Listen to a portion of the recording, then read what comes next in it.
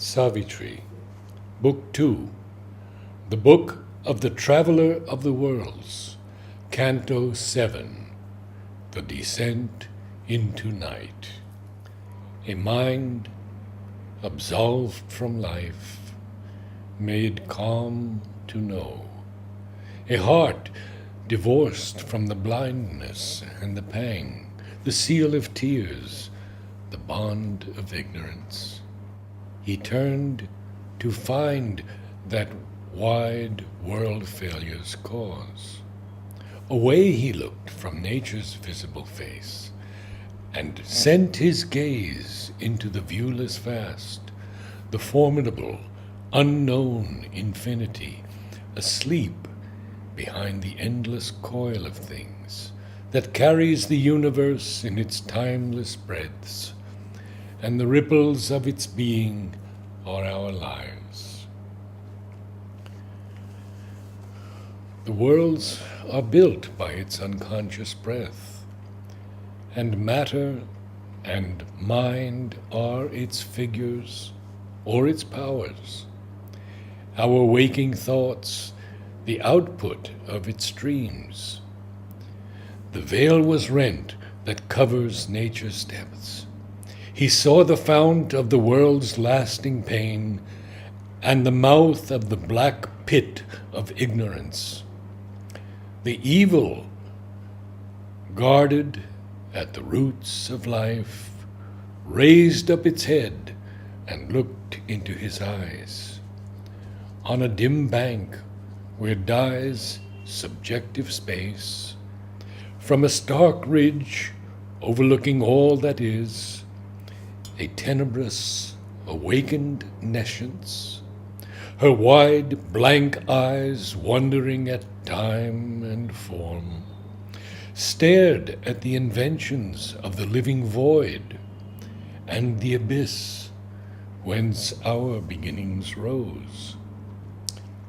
Behind appeared a gray-carved mask of night, watching the birth of all created things, a hidden puissance, conscious of its force, a vague and lurking presence everywhere, a contrary doom that threatens all things made, a death figuring as the dark seed of life, seemed to engender and to slay the world. Then, from the somber mystery of the gulfs, and from the hollow bosom of the mask, something crept forth that seemed a shapeless thought, a fatal influence upon creatures stole, whose lethal touch pursued the immortal spirit.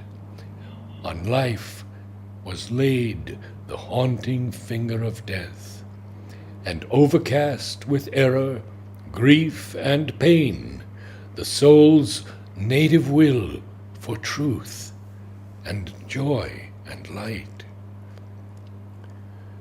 A deformation coiled that claimed to be the being's very turn, nature's true drive, a hostile and perverting mind at work in every corner ensconced of conscious life, corrupted truth with her own formulas, interceptor of the listening of the soul, afflicting knowledge with the hue of doubt. It captured the oracles of the occult gods, effaced the signposts of life's pilgrimage, cancelled the firm rock edicts graved by time, and on the foundations of the cosmic law erected its bronze pylons of misrule. Even light and love, by that cloaked danger's spell, turned from the brilliant nature of the gods to fallen angels and misleading sons, became themselves a danger and a charm, a perverse sweetness, heaven-born malefice. Its power could deform divinest things. A wind of sorrow breathed upon the world. All thought with falsehood was besieged. All act stamped with defect, or with frustration's sign.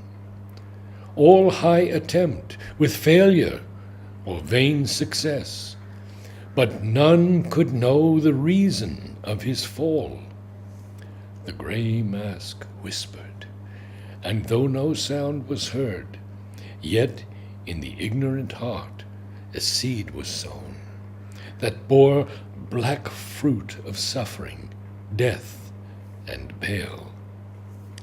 Out of the chill steps of a bleak unseen, invisible, wearing the night's gray mask, arrived the shadowy, dreadful messengers, invaders from a dangerous world of power, ambassadors of evil's absolute.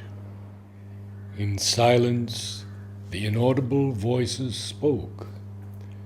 Hands that none saw planted the fatal grain. No form was seen, yet a dire work was done. An iron decree, in crooked unseals written, imposed a law of sin and adverse fate. Life looked at him with changed and somber eyes.